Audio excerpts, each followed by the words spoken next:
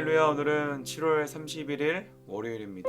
오늘 우리에게 주신 하나님 말씀은 예레미야 12장 7절의 말씀입니다. 내가 내 집을 버리며 내 소유를 내던져 내 마음으로 사랑하는 것을 그 원수의 손에 넘겼으니. 아멘. 예레미야는 하나님의 선지자로 부르심을 받고 많은 대언과 또 환상을 보여주는 사역을 하였습니다. 그런데 그 내용들이 굉장히 어렵기도 했고 힘든 이야기였기 때문에 이스라엘 백성들에게는 듣기 좋은 얘기가 아니었기 때문에 그를 매우 핍박했고 미워했고 손가락질했습니다. 예레미야서 전체 가운데서 특별히 예레미야는 유다에 대한 심판을 주로 하는데 모두 12번에 걸쳐서 설교를 합니다. 그 중에서 11장과 12장은 예레미야의 네 번째 설교에 해당되는 말씀인데요. 오늘 본문의 말씀에서는 예레미야는 하나님께 대항하지 말라, 하나님을 거역하지 말라는 하나님의 강력한 음성을 전하고 있습니다. 근데 이 남유다 이 상황은 예레미야의 거듭된 설교가 있었음에도 불구하고 전혀 나아지지 않았고 돌이키지 않았습니다. 오히려 하나님을 향해서 대항하고 거역하고 우상을 섬기고 하나님을 의지하기보단 이웃의 강대국을 의지하는 상황을 보여주고 있었죠. 심지어 하나님은 예레미야 선지자를 통해서 말씀하시길 이스라엘 백성이 마치 하나님을 향해서 숲속의 사자처럼 으르렁거린다고 얘기합니다.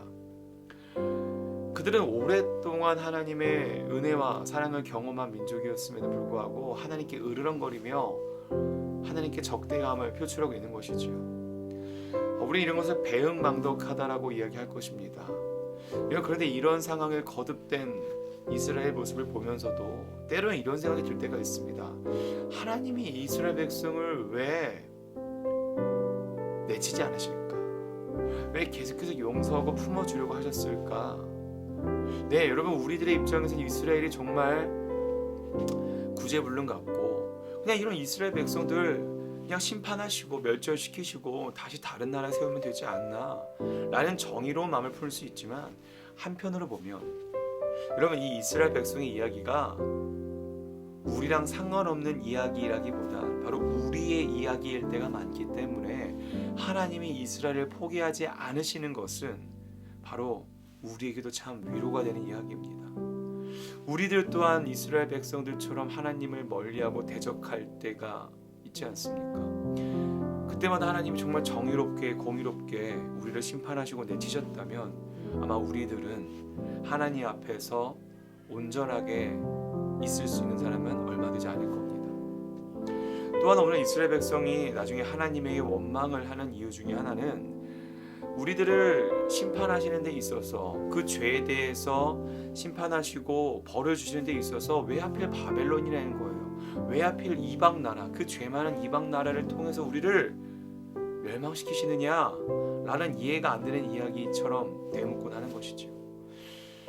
마치 우리가 하나님의 심판을 받는데 네, 좋습니다 하나님, 우리가 죄를 졌습니다, 심판받아야 마땅하죠. 그런데 하나님이 우리를 이웃나라인 일본을 통해서 심판하신다는 겁니다.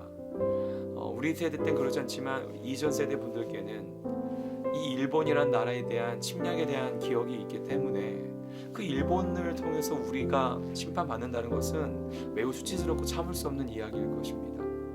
그런 상황이 지금 이스라엘에게도 처해져 있는 것이죠.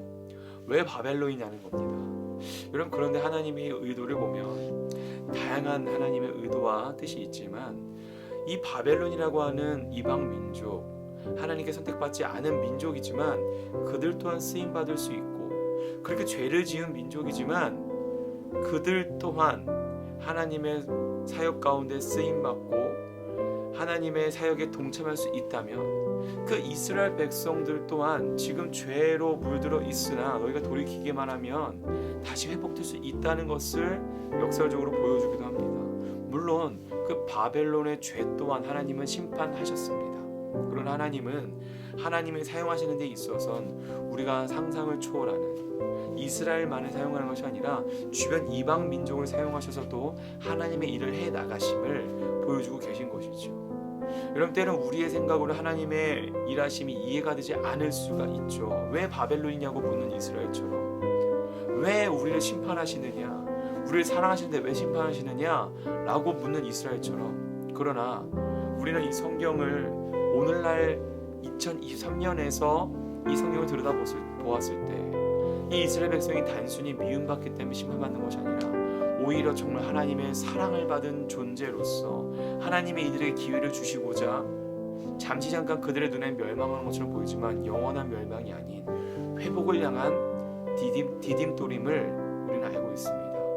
사랑하는 성도 여러분, 하나님께서도 우리에게 마치 이스라엘을 향한 심판과 멸망을 허락하셨듯이 우리에게도 고난을 주실 때가 있는데, 그것이 우리가 멸절되고 멸망하는 것으로 이어지는 것이 아니라 우리가 다시금 하나님과 관계가 회복되어지는 디딤돌로서 쓰임받을 수 있기를 기도하시고, 우리들의 상황 가운데 어떤 상황 속에서 주님을 의지할 수 있는 저와 여러분 되시기를 주님의 이름으로 축복합니다. 기도하겠습니다.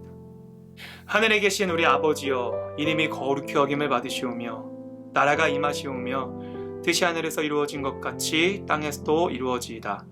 오늘 우리에게 일용할 양식을 주시옵고 우리가 우리에게 죄 지은 자를 사하여 준 것 같이 우리의 죄를 사하여 주시옵고 우리를 시험에 들게 하지 마시옵고 다만 악에서 구하시옵소서.